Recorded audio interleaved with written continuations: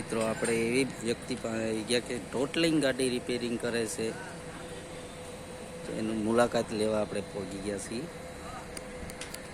ગેરેજનું નામ છે મા ઓટો ગેરેજ. ચાલો એની મુલાકાત લઈએ.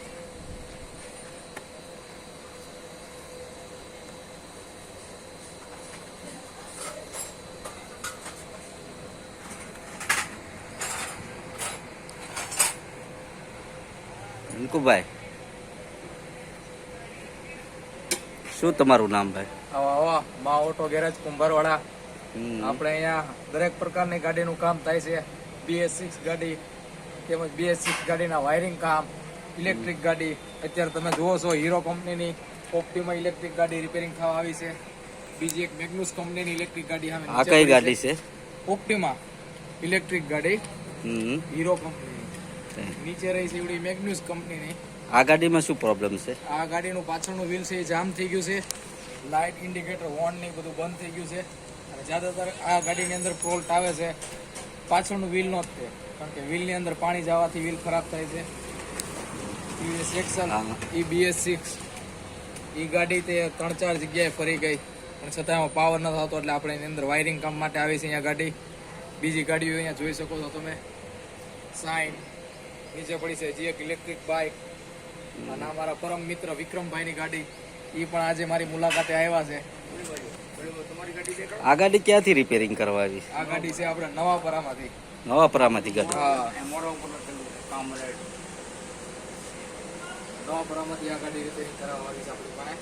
ઇલેક્ટ્રિક ગાડીને આપણે ઇન્સ્ટામાં, યુટ્યુબમાં બધી જગ્યાએ જાહેરાતો કરતા રહીએ, એટલે કસ્ટમરો આપણી પાસે હું છે જાહેરાત ઇન્સ્ટામાંથી જોઈ આવતા રહે છે.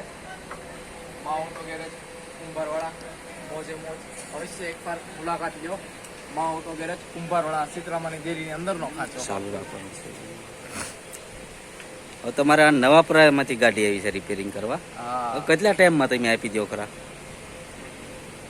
ગાડી તો એમાં એવું છે કે રિપેરિંગ કરવા આવી હોય, જો સવાર આવી ગયો હોય તો લગભગ 99% બને ત્યાં સુધી તો સાંજમાં ગાડી આપી દઉં છું. પછી જો કોઈક ગાડીની અંદર સામાન છે, કોઈક વસ્તુ ન મળી હોય, એવું કાંક થયું હોય તો 1-2 દિવસ ગાડી રાખવાની થાય. બાકી લગભગ તો સાંજ સુધીમાં ગાડી મળી જાય છે, ગમે એવો મોટો ફોલ્ટ હોય ઉપરવાળાની દુઆથી. હવે ગાડી તમે રિપેરિંગ તો કરો છો બરોબર, બાપુ સામાન ગ્રાહકને લેવા જવો પડે કે તમારે લેવા લાવી? સામાનનું તો એવું છે કે જો કસ્ટમરને ખબર પડતી હોય તો એમને બી કહું કે ભાઈ તમે લેતા હો, અને જો એમને એમ થાય કે ના ના તમે લઈ આવજો, તો સામાન હું લઈ આવું છું. મારી દુકાનમાં હું થોડો ઘણો સામાન પણ રાખું છું.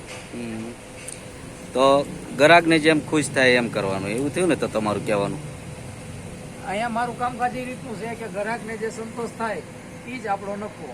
ગ્રાહકને જો એમ થાય કે ના સામાન મારે લઈ આવી આપો છે તો તમે લઈ આવી આપો, બરોબર, તો આપણે મજૂરીથી કામ કરી નાખ્યું. એટલે જે રીતે કસ્ટમર રાજી એમાં આપણે રાજી. બરોબર, ચાલો આપણે એનો સામાન જોઈ લઈએ.